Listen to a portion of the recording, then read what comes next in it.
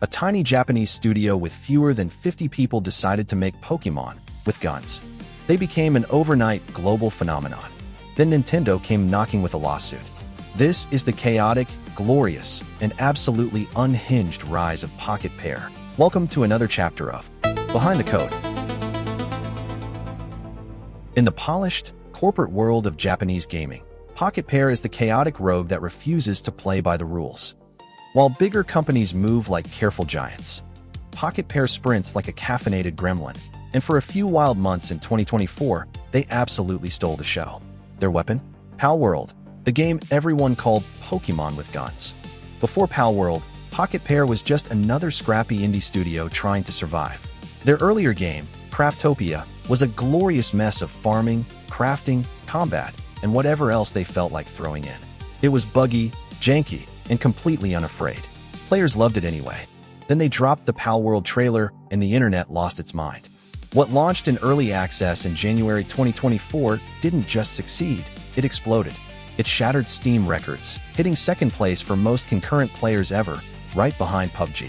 Millions of people were suddenly running around capturing adorable creatures, and then putting them to work in factories or sending them into battle. For a brief, beautiful moment, Pocketpair was on top of the world. Then came the backlash. The internet turned into a courtroom. Side-by-side comparisons flooded social media. Accusations of copying Pokémon designs, using AI, and being a cheap rip-off went viral. Suddenly, this tiny team was under the same level of scrutiny usually reserved for AAA disasters. And then, the giant struck back. In September 2024, Nintendo and the Pokémon Company filed a patent infringement lawsuit against Pocketpair, not going after the creature designs directly. That's hard to prove, but attacking the core mechanics, how you throw the balls, how you capture creatures, how the world works.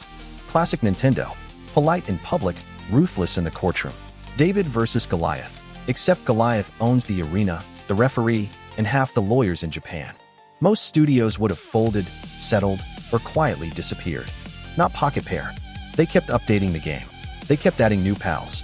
They kept shipping content like the lawsuit was just background noise.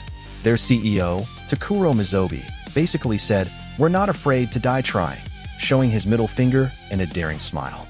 And that's what makes this story so addictive. Pocketpair represents the new wave, scrappy, trend-chasing, rule-breaking, and willing to be a little janky if it means being fun. Nintendo represents the old guard, polished, protective, and terrifyingly powerful. This isn't just a lawsuit. It's a symbolic battle between the safe, corporate giants and the chaotic underdogs who are tired of playing it safe. As of now, the legal fight continues.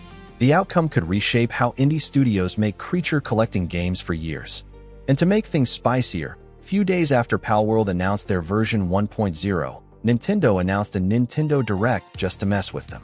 How petty if you ask me. Will Pocketpair survive the storm, or will the giant crush the chaos? Either way, the song of this boss fight is still playing.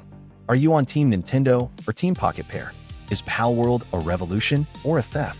Let us know in the comments below, and don't forget to hit that subscribe button for more deep dives into the chaotic world of gaming.